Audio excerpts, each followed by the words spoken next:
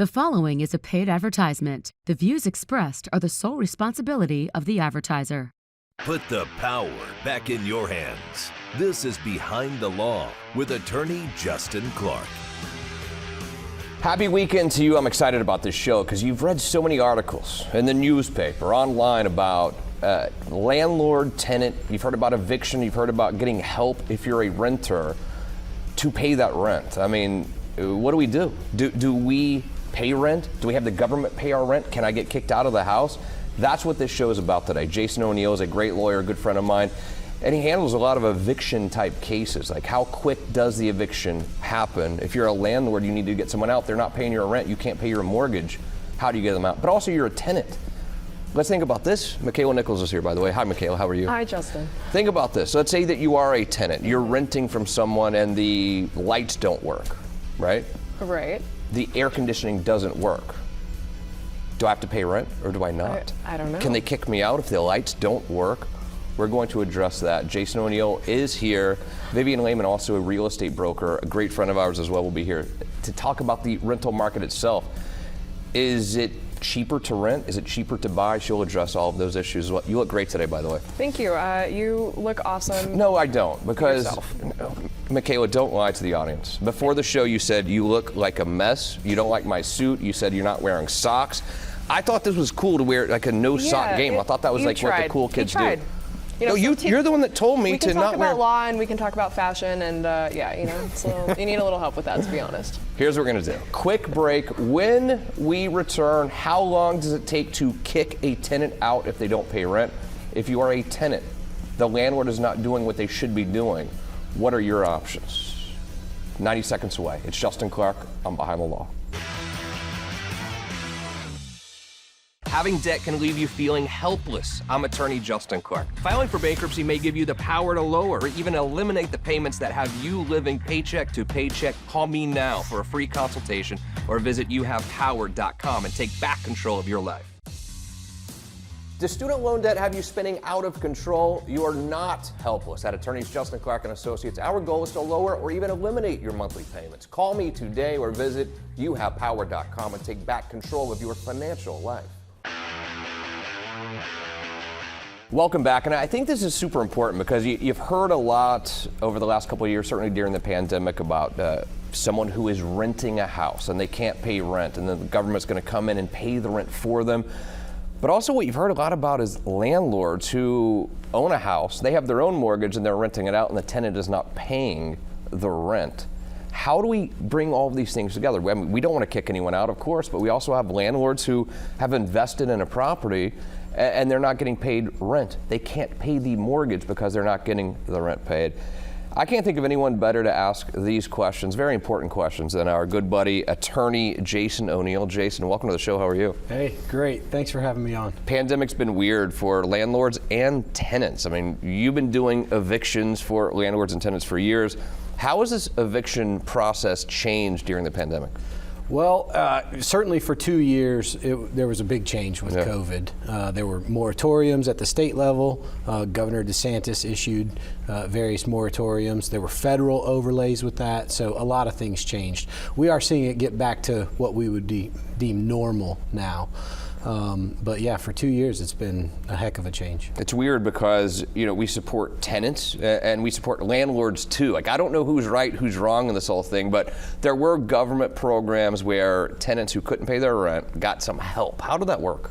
Sure, yeah, there were, a lot of the help was county by county. There was a lot of help for tenants, but I guess what a lot of folks, especially tenants, didn't understand with the moratoriums and the various regulations is that rent still had to be paid.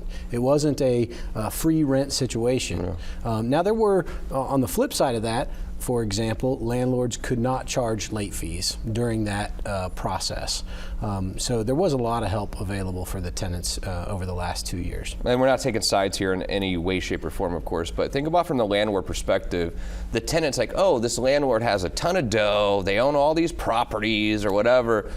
Generally, that's not the case. Most landlords own, like, this is their one investment property, or it's the house that they own for 20 years and then they upsized a little bit and they're renting it out. They have a mortgage on it as well. You deal with the landlords all the time. these aren't necessarily rich folks. Right. The vast majority of landlords are single owners. They just own one property, and it's exactly how you said. They used to live in that property. Yeah. They moved out of state, they moved up, they moved down, and they rented it rather than selling it. Now, certainly there are large apartment complexes. There are giant hedge funds that are landlords too. And the statute doesn't distinguish with whether your landlord is some gigantic corporation or just a neighbor down the street that happens to own a rental property. Talk to me about this eviction process from the landlord side and the tenant perspective as well. How does it work? We hear about foreclosures all the time. Oh, the Bank of America can foreclose on you. It takes 2 years or 3 years or a year. The eviction process is a little bit different. Yeah, the eviction process is set up for speed. Now, the length of time varies county by county, but typically I think most lawyers are going to say it takes about 30 days for an eviction. And when I say the process is set up for speed, once an eviction lawsuit is filed and once the tenant is served with process, they only have 5 days to respond. And service can be by posting.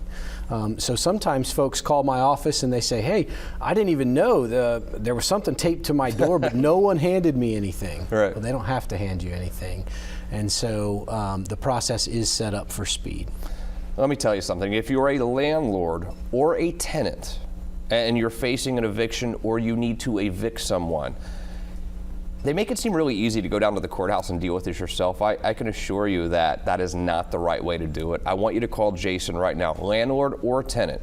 Here's the phone number. I'll put it on the screen, 321-282-1055. It's actually, in legal terms, a fairly inexpensive process.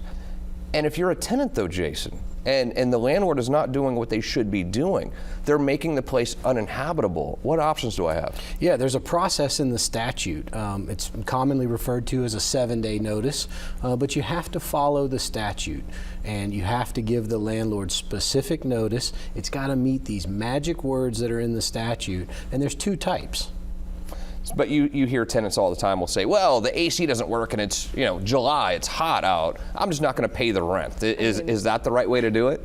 No, it's definitely not the right way. And a lot of folks are interested to know that the statute mandates that landlords provide certain things.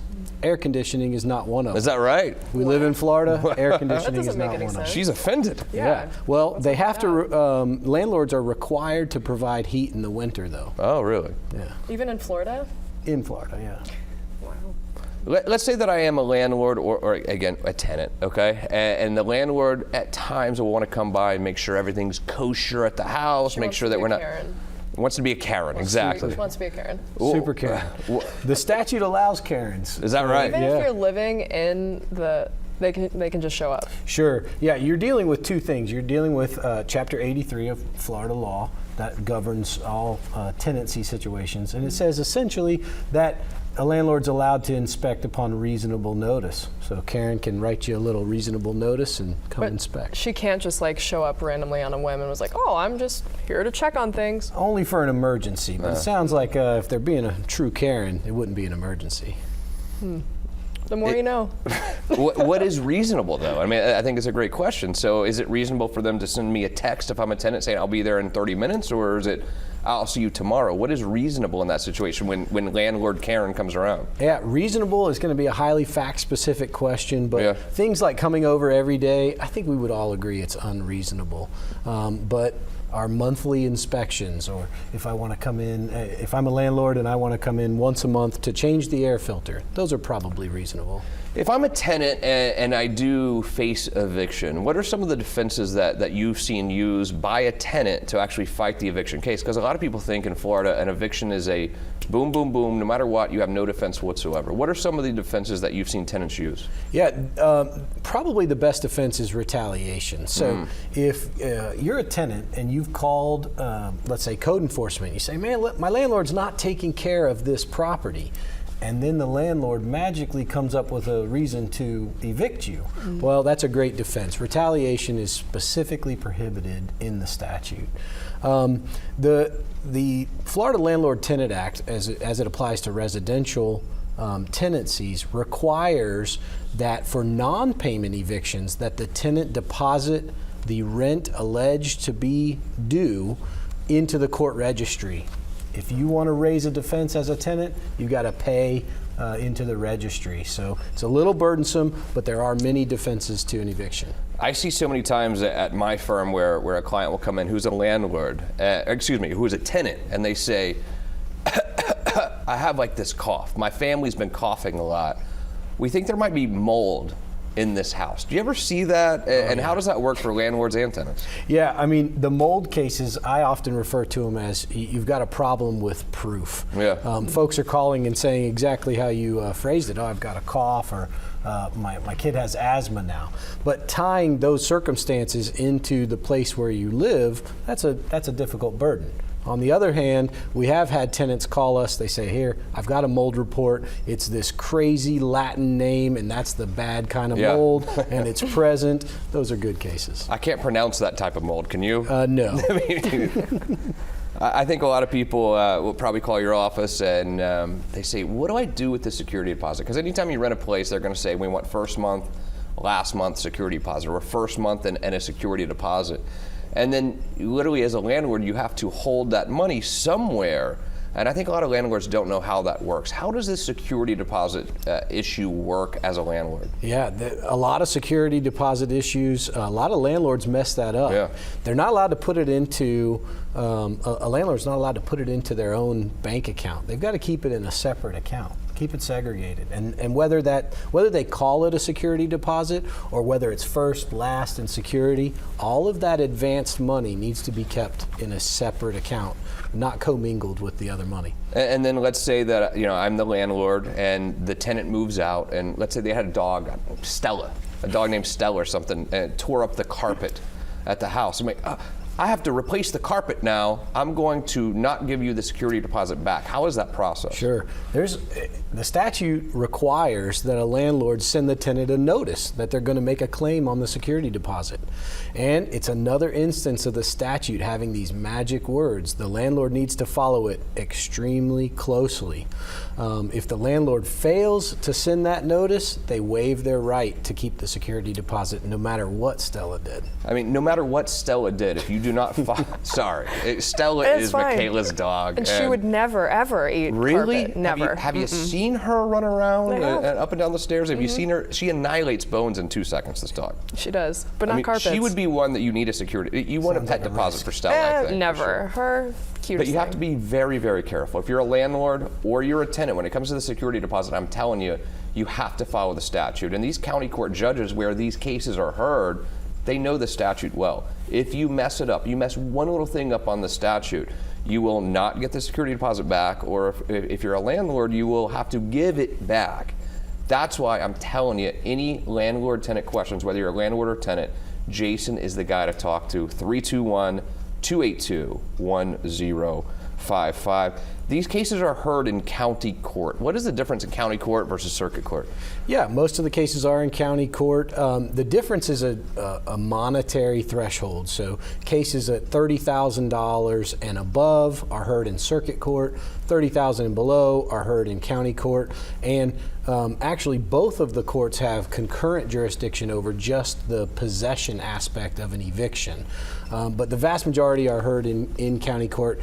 And Justin, I love what you said. The judges know the statute. Yeah, of course. We're blessed here in Central Florida to have great judges. You have to say that. I know what you're doing here.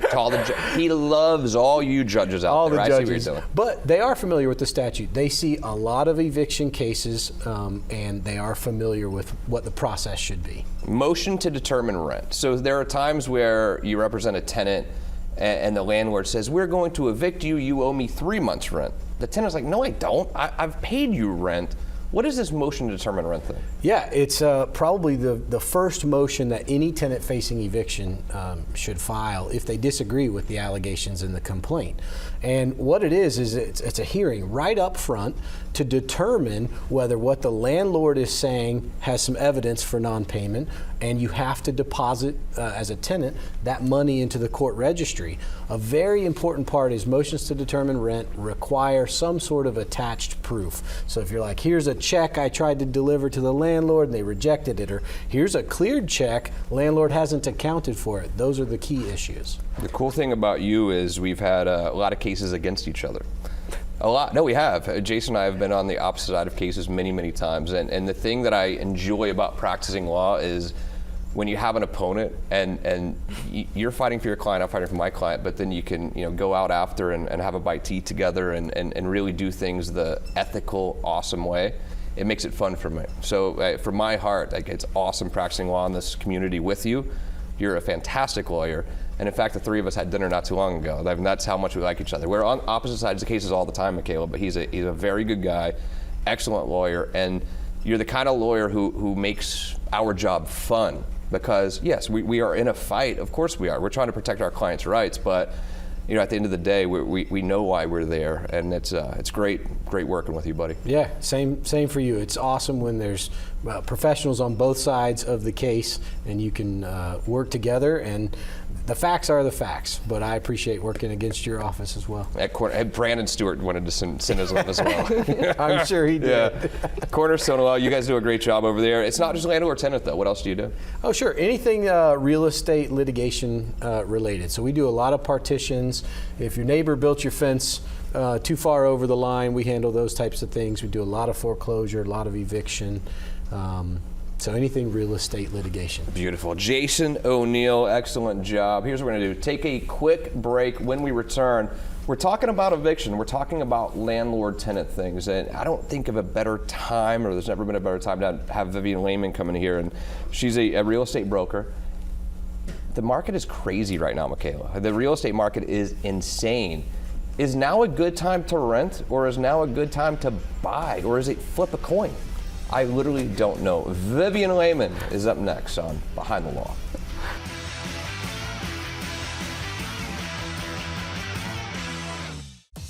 Do threats from the IRS have you spinning out of control? Call me today or visit youhavepower.com. That was really great stuff from Jason O'Neill, a fantastic lawyer, like I said, but it leads us to the greater question, do I rent or do I buy? Because having a landlord can be a little bit weird, but yet we've seen in this market, the housing market, the prices to buy a house right now are incredible. Mortgage rates are a little bit up, but I've told you a million times on this show and others that I still think right now, if you can buy a house, it is better to buy than rent. Even with the market up like it is, even with mortgage interest rates up as they are, it's almost always cheaper to buy than rent. And I have proof of that. And who better to bring in than Vivian Lehman, real estate broker to the stars. Vivian, welcome to the show. How are you? Thank you. We've done 1,000 shows together on Yes. On our show. You Have Real Estate. First time on Behind the Law. Yes, very excited. What's going on? Market's up. But then if you look at the price of houses here, even up as they are, and compare them to Connecticut or New York or Massachusetts, we're still pretty low here. We're still pretty low. It's weird though, we're at a time right now where a seller of a house can almost name their price. It is crazy. What's going on in the real estate market? They can. So basically, sellers are coming to me, what should I do to fix this and do that? I said, just keep it clean. I said, you're not going to go crazy because your home will sell quickly, period. You know what the cost of a house is to buy and also what it costs to rent a house. When you start looking at buying the exact same house, the mortgage payment on the same house, versus renting that house, how does that monthly payment, how do they coincide? Like you just said, even with the higher rates, it's still less, and rents are going up. And I think even the counties are doing something about that. They're trying to maybe regulate it a little bit. Yeah. Okay, wait, hang on. So I don't have a house, obviously.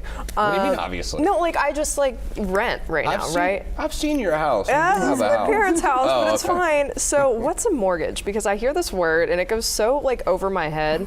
Is it I'm paying, is it a monthly thing, like a rent? So mortgage is a monthly payment, but Oh. that's basically getting a loan on a house that the bank's going to give you, and then you're going to pay the bank back on a monthly basis. It could be a 30-year term. It could be a 15-year term.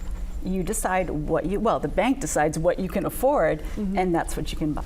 Got it. And PITI, I think Yes. those are very important letters when it comes to your monthly expenses. When I hear about my mortgage payment is PITI, what does that mean? I know, you're looking at me like that. I'm like, Well, it's not English. I'm asking this question for you. PITI. So you've got principal, interest, taxes, and insurance. So your payment is going to be principal and interest. That goes back to the bank. Taxes obviously go to the county. And then insurance you're going to pay to insure your home. So you have to calculate what your monthly amount is going to be. You can't just say, oh, my payment to the bank is X. No, you've got other expenses. You know, one thing you and I have talked about several times, and this is kind of a dark thought in some ways, but a real thought that rational human beings should have. I'm a dad, okay? I care about providing a roof over the head for my daughters. I do. When you think about renting versus buying, okay? If you buy a house and heaven forbid you lose your job, you have no money coming in, the bank has to foreclose on me. That's correct. 2 years, 3 years. It could take that long. If I'm renting a house, heaven forbid I lose my job, I can't pay rent. 30 days. Jason O'Neill just told us 30 days. It is safer to own a house, at least in Florida, where the statute requires a full foreclosure process. Correct. It's safer to own than rent here if, heaven forbid, things get bad Something financially. happens to you, right? Because I don't see the government bailing that again. No, Not anytime soon. I can completely agree with that. And what do you see happening with this market, though, over the next year or so when it comes to buying a house or even renting a house? Do you see it continuing to go up? Does it level off? Is it going down? Are we going to have another crisis? I think you're going to see the rents continue to go up. And basically, you guys were talking about landlord being the little guy. Well, there's been a shift there. Definitely you see more corporations buying up homes. Is that right? Not flipping them, keeping them and renting them. And that's really what's driving our rent up too. The situation we run into right now is you've got, this homeowner that wants to sell their home. They're going, great, I got a cash offer. And it's from the big corporation. It's beating out all these other people that are trying to get a loan to purchase a home. Right. And if you have any questions, by the way, about real estate, you want to buy a house, you want to sell a house, you want to rent a house, this is a great person to talk to. It costs you nothing at all. The phone number's on the screen, 321-282-1055. Vivian Lehman would be happy to show you houses, happy to talk about what your house is worth, what can you get for it. But Vivian, it leads me to the next question. A lot of people out there say, this market is crazy. I can get a buyer in one day. I'm going to sell this house while the market is hot. We got to live somewhere. What are people doing that are trying to take advantage of the market, selling their house now, but where do they live? Where do they live? I was going to say they can go rent, but that's going higher too. So What, the clients that you're working with right now who are looking to take advantage of this market, looking to sell their house at the peak, what are they doing? Are they buying another house? Are they buying a smaller house? Are they living in an RV? I mean, what are they doing? Yeah, all of the above. Honestly, it depends on what stage in your life you're at. Maybe I'm going to retire in 5 years, and I think I'm going to stay here, but let's take advantage of the market. I need to sell. Well, I'm going to go ahead and downsize. The rates are so good, my payment might be better than what I'm doing, so. A very important question for both of you. Let's say you were selling your house now, you make $500,000. Would you live in an RV or no? Michaela, I'll start with you. If I had to, sure. That's sort of a weird answer. I don't know. I don't really know. So no, that's a no. No, it's a no because I don't have a house to sell, so it doesn't make any sense really. You would want one of those bougie RVs, I imagine. Oh, though, of with course. The front of it is flat. You know what I mean? Yeah. Like the ones but that the I need musicians someone are to in. drive it. You need a driver. Yeah. Of course. Vivian Lehman and your husband Dallas is back there as well. If you sold your house right now, would you live in an RV? If I could take a year off and do it, maybe. Really? Your answer is a lot better than mine. I think I could do it. But I don't know. I can't take a year off, so Right. there you go. It's one of those things where you look forward to retirement. I want to retire, and then after 2 weeks you get bored. I think the RV lifestyle sounds a lot of fun to me, but after 2 weeks I'd probably move in with one of you guys.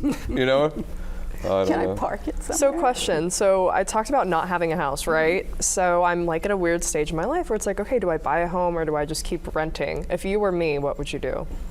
I would invest in a home. Yeah. What kind of down payment though? And a lot of people. That's the scary part. But if you think about it like this, if you go rent a house, the cheapest rent you can get right now for a 2-bedroom apartment is $1,800. That's true. If you're going to rent a house, you're looking at probably $2,500 minimum, which is a lot of money. I mean, that is a lot of money if you think about it. When you move in there, they're going to want first month, last month security deposit, or at minimum first and last. Yeah. So think about it like this: first, last security at $2,500 a month. That is a $7,500 payment you're making before you ever move in. You go buy a house for $300,000. What is the down payment I have to make to buy it? Oh, well, if you're a first-time home buyer, you can get an FHA loan, and that's only 3.5% down on a $300,000 home. So you're looking at about 10 grand down versus $7,500 down to Correct. rent versus buying. And you're building equity, and you can also write off the taxes on the interest. Is it better to put like all your money at it, like just pay full cash? If you can. You might be able to get a better deal, but not in this market, so it doesn't really make a difference. Well, and I think that's a very good question that a lot of people think about. Is it better to pay cash for my house, or keep that cash in some sort of an account where I can invest the money? And when you think about it like that, you have to look at, okay, how much interest am I going to make on this cash versus what is my interest rate on the mortgage? Yeah. So mortgage rates over the last 2 or 3 years have been 3%, 2%. So it's always been better to not use your cash, to invest the cash. Now that they're back to 5.2, 5.3, it's a whole nother debate. But it's still also, you have to take into account the value of the home. Exactly. So in this market, yes, absolutely. Vivian Lehman, You Have Realty. I think it was really good information, Vivian. Thank you for being here. Thank you Awesome. for having me. If you have any questions at all for Vivian, it's 321-282-1055. One last quick break. When we return, what did we learn? Behind the Law continues. Having debt can leave you feeling helpless. I'm attorney Justin Clark. Filing for bankruptcy may give you the power to lower or even eliminate the payments that have you living paycheck to paycheck. Call me now for a free consultation or visit youhavepower.com and take back control of your life. Really great stuff today. Thank you, Jason O'Neill, for being here. Great attorney. Love that guy. And Vivian Lehman as well, real estate broker to the stars. That was fantastic information. Michaela, we learned a lot. We did. What did we learn today? Well, dealing with your landlord can be a little challenging at times. Karens, as you said. Dealing with Karens is no fun. So hopefully if your landlord is a Karen, you don't really have to deal with them that much. If you were to go out and look for a new place right now, buy or rent for you, what would you do today? If you have to decide today, what are you I going to would do? buy. You would buy? I would buy. It's a lot safer than being kicked out I or what guess have so. you. It is. It is safer to own a house than rent the house, and you're building equity. That's what I learned as well. Great job as always. Thank you. Most importantly, thank you for being here. Of course. I don't really have an option. Thank you for joining us every single Saturday here. Hope you learned something. Any questions at all, 321-282-1055. I'm attorney Justin Clark. See you next week for Behind the Law.